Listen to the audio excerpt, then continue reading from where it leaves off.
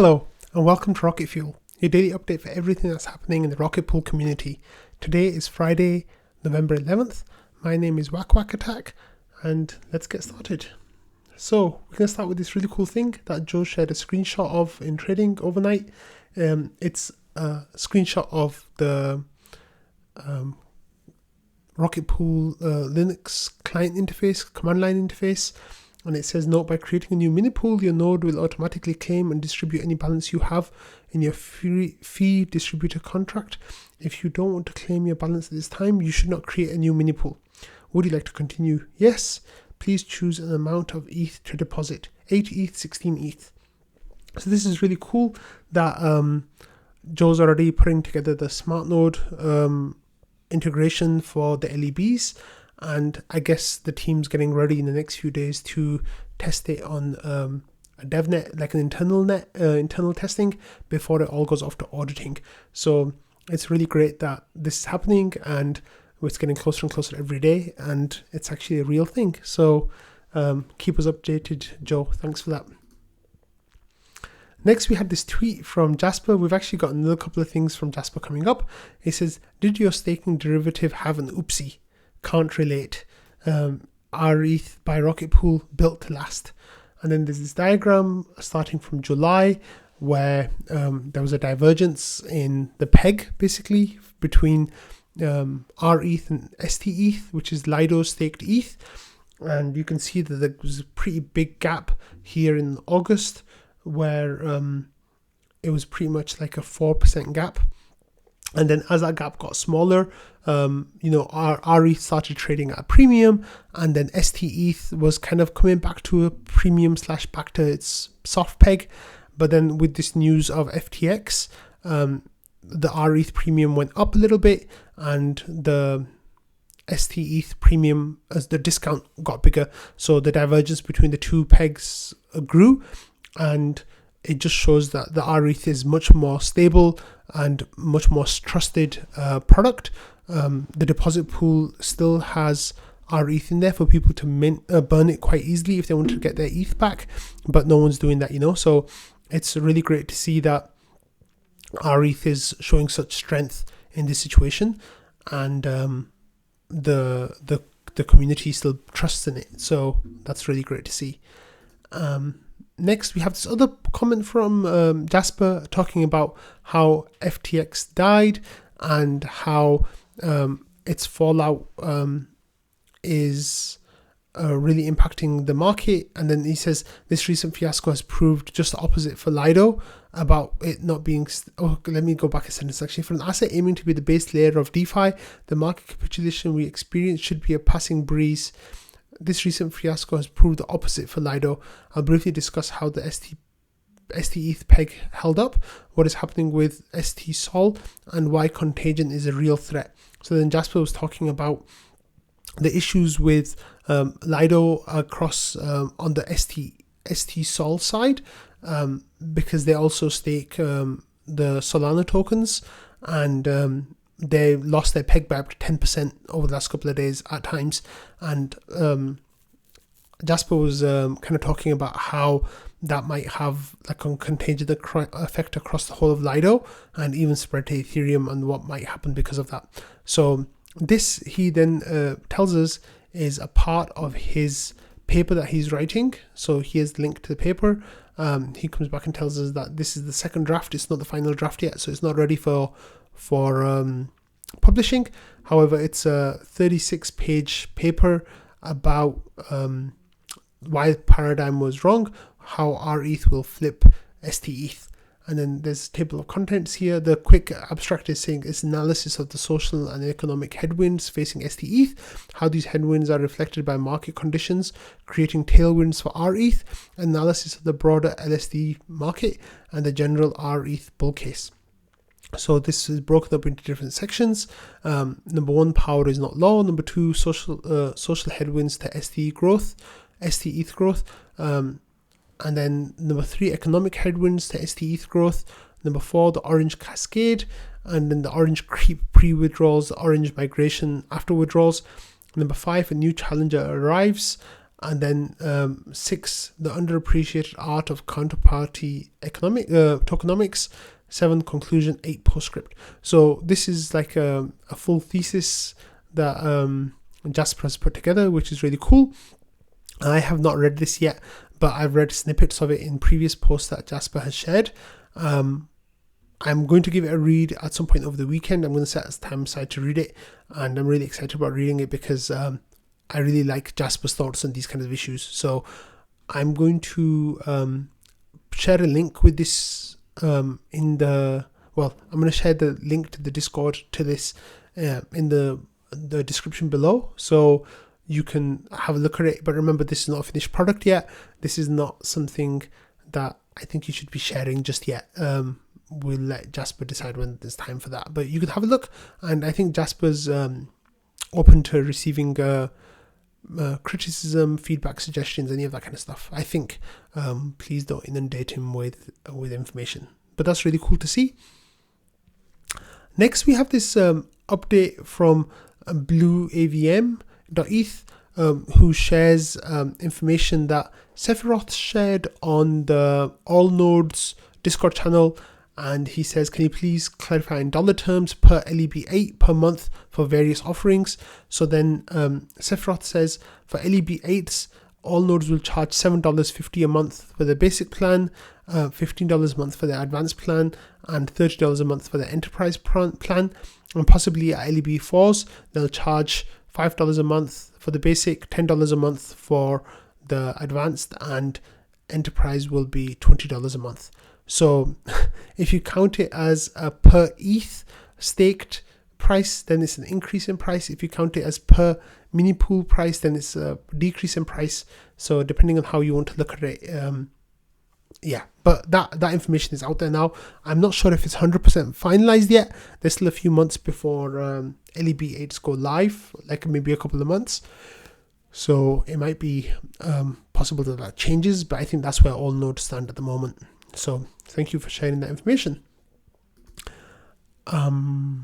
Next, we have this comment from Dondo sharing information that the ultrasound money POAP is available. So if you were in the ETH staker call the other day when ETH went ultrasound, then you could you had the option to pay $5 for a POAP.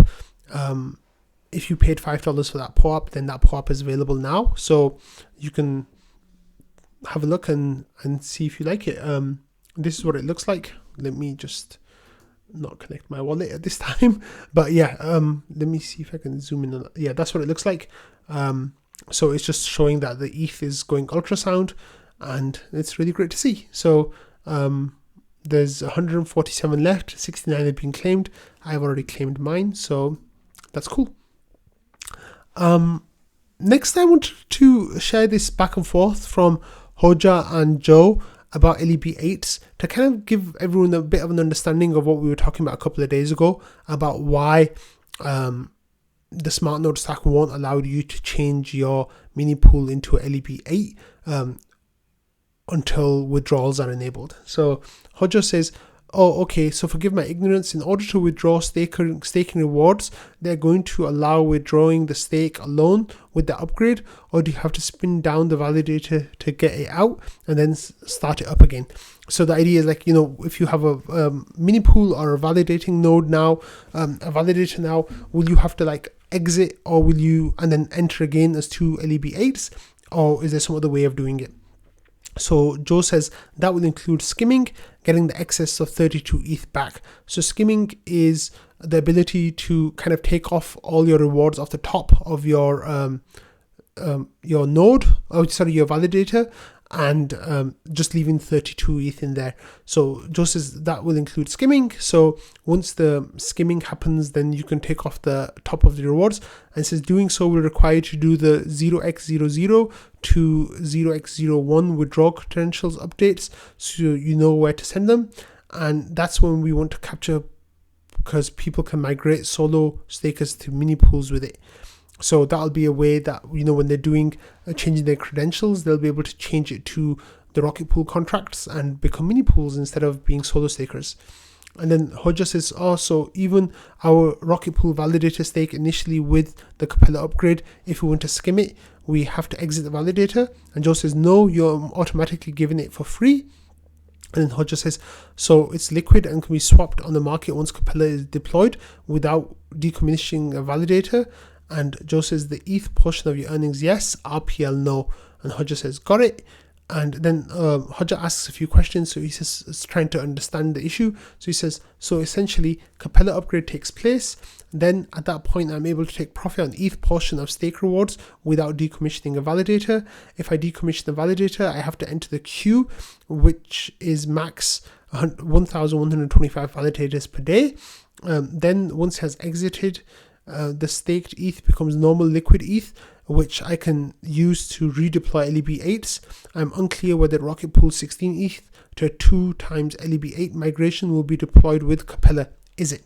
So then Joe kind of breaks it down step by step, and he says Capella upgrade takes place. Yes. Then take the profits. Yes. Decommission and validator item to enter again with the queue. Yes.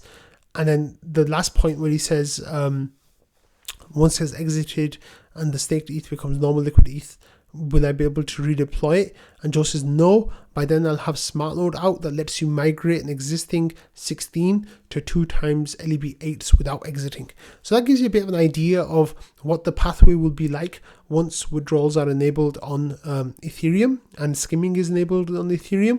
I think it'll be a really good way to kind of like break down the steps that will happen, and just we as a community kind of like need to keep reminding people of what the steps are going to be. So Atlas will come out probably in January.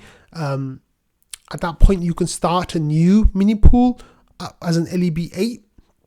However, you won't be able to change your existing 16 ETH LEBs into LEB8s. For that, you'll have to wait until Shanghai/Capella, which is when you can skim off the top of your rewards. And after that, you'll be able to migrate your existing existing mini pool into 2 LEB8s. So I think that's the structure there. So that's really cool. I'm really excited for that to happen. It looks like it might be around March time where withdrawals go live. However, Joe was talking about how it might get pushed to Q2, which will take us to April or May. So I guess we'll see what happens. Next, we had this a screenshot from Patches who says Marko finally getting paid for the whale marriage. So let's take a step back. As I talked about in the last couple of days, the fee distributor had an issue on the contracts. So it meant that people who were not part of the smoothing pool were advised against withdrawing their ETH or distributing it to themselves. So yesterday the fix went live. So after that, Marko, Barko, and Patricio, they have 5 nodes together, and they're staking. So Marko was able to withdraw the ETH part of that, which came to around 125, 150, let's just say 140, about 250 ETH. I think somewhere around those kind of numbers, just a little bit less, 240 ETH. He got paid out. Basically, he was able to take that from his MEV and tips, the basically execution layer rewards. So yeah, those are pretty nice rewards for just a couple of hundred ETH. So that's not too bad. Am I reading that right? Yeah, I think I'm reading that right. So yeah, good job, Marko, getting paid. So that's nice. So finally, we're going to finish on a couple of FTX things. Again, it's one of the main things that the community is talking about. And we had FTX files for bankruptcy. The rumors were coming out this morning. And then we actually got a message from Sam who said, today I filed FTX US, and Alameda for voluntary Chapter 11 proceedings in the US. So what does that mean? It means that FTX is now bankrupt, and even the US version of that is bankrupt as well. And the market kind of took a dip once that news came through, which people just like, we knew that they were going to go bankrupt. I guess people thought maybe that they were still like would get bailed out or something by a competitor. Obviously Binance walked away, but there was talk of Tron maybe trying to bail them out, Justin Sun with Tron, but I don't think that's materialized so far or hasn't. So they have officially charged for bankruptcy proceedings under Chapter 11. The surprising thing is that FTX US was included in that, because just yesterday SBF was talking about how the US version of FTX is fine and doesn't have any issues. So that was definitely a problem, and people were not happy about that. And there's a couple of interesting things, a piece of information that have come out that kind of like bringing out some conspiratorial thinking, but I find it really interesting about how all these different financial sectors are kind of like incestuous in a way, and how it might explain some of the privileged positions that Sam was getting in Washington. So there's this post from Twitter, I don't know how true it is or isn't, but it says, did you know Alameda CEO Caroline Ellison, her dad, Glenn Ellison, is the department head of economics at MIT. And prior to getting appointed to the SEC, Gary Gensler was a professor for the practice of global economics and management at MIT. So he worked very closely with Caroline Ellison's father at MIT. So that's Gary Gensler obviously is the head of the SEC. And yeah, so then Hoja comes in with these conspiracy, kind of echoing things that people have been saying on Twitter and elsewhere. And he said, I wonder if the conspiracies are true, that FTX's sophisticated US government attack on crypto, steal client funds, donate to US government, nuke, paving the way for harsh regulations. Lol. So of course that's not it's a stretch to say that that's what's happened and that's what's true here. However, the fact that there's all these relationships between different people in this community, like this kind of regulation government sphere, it's kind of eyebrow raising, like you have to kind of think about how this happens. And we already know that all the banking sector kind of plays musical chairs with regulation and then back to banking and over again. But now it seems like that might be seeping into the crypto sphere as well, which is one of the reasons why the reports are coming out yesterday that the government will go ahead with the bill that SBF was pushing. As disastrous as it was, they're still going to go ahead with that. And I think that is absolutely ridiculous and that bill should be dead. But I guess we'll get some clarity on what's going on with that in the next few days. And until then, I'll keep updating you all on what's going on. But I'm going to end the episode here because it was only update for the last 12 or so hours. But as always, there's always so much to talk about. But yeah, I'm going to end it here. I hope you all have a lovely weekend ahead. Please share links with me in the Rocket Fuel thread. And I'll come back Monday with another episode for you all. So have a great weekend, everyone. Stay safe, stay healthy.